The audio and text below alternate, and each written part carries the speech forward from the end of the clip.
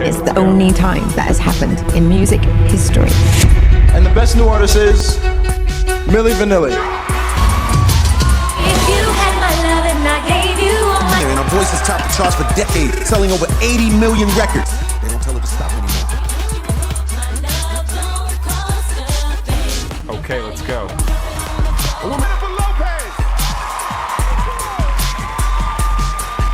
While polite society looks the other way, I've tracked the vocal files that prove your favorite icons are just digital puppets.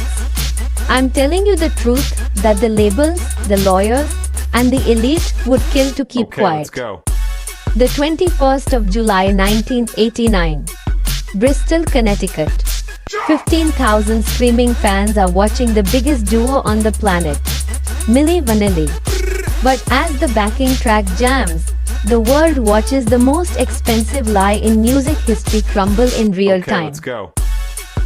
They were the first to be caught, but they weren't the last. While Milli Vanilli became the ultimate scapegoat, the elite spotlight shifted away from a much darker reality. The industry didn't stop the scam. They just got better at hiding it. From the ghost vocals of Jennifer Lopez to the digital puppets of 2026, we're peeling back the curtain on the great vocal heist. One click in my mind, and the crazy idea was Meet Frank Farian, a German producer who had a problem. He had a hit record, but the men who sang it, middle-aged session vocalists, didn't have the look. Since I'm an actor, an entertainer, we need an act who poses as a singer. He don't want us to sing, he never tried our vocal. In the 80s, MTV changed the rules. You didn't need to be a singer, you needed to be a model. Farian hired Rob Pilatus and Fab Morvan to be the face of Milli Vanilli. They were paid to lip-sync, dance, and stay quiet. But here is the secret the industry wants you to forget. After they were exposed, the labels didn't apologize to the fans. They apologized to the investors. They realized that the face was more profitable than the voice. And that realization led to the birth of the modern music empire. Fast forward to the early 2000s. Jennifer Lopez is the queen of the Bronx. Let's go. She has the movies, the fashion line, and the hit singles.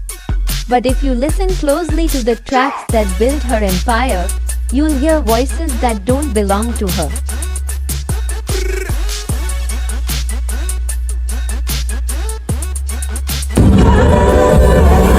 In the hit song Play, the chorus isn't J-Lo, it's Christina Milian. In Jenny from the Block, it's Natasha Ramos. And most famously, Ashanti demoed I'm Real, only to find her actual vocals kept on the final radio version. This is the ghost vocal strategy. The industry takes a talented, lesser-known artist, uses their soul and skill to build a track, and then plasters a superstar face on the cover. Why? Because a brand sells more than a voice ever could. You might think we've moved past this, but in 2026, the scam has gone nuclear. We've entered the era of the digital avatar. With AI voice cloning, labels no longer even need a ghost singer. They can buy the rights to a vocal profile, slap it onto a social media influencer with 50 million followers, and create a singer overnight who has never stepped foot in a recording booth. The elite rich in the music industry aren't looking for talent. They are looking for assets. When you buy a concert ticket today, are you paying for a performance? Or are you paying to watch a high-definition live? The Milli Vanilli scandal was supposed to be a lesson. Instead, it was a roadmap. The elite realized that as long as the lights are bright enough and the beat is loud enough, the audience will choose the lie every single time. The spotlight is moving, and the truth is getting harder to hear. But here at the Spotlight Chronicles, we're keeping the mic live. Who do you think is the biggest industry plant today? Let us know in the comments. The elite are watching.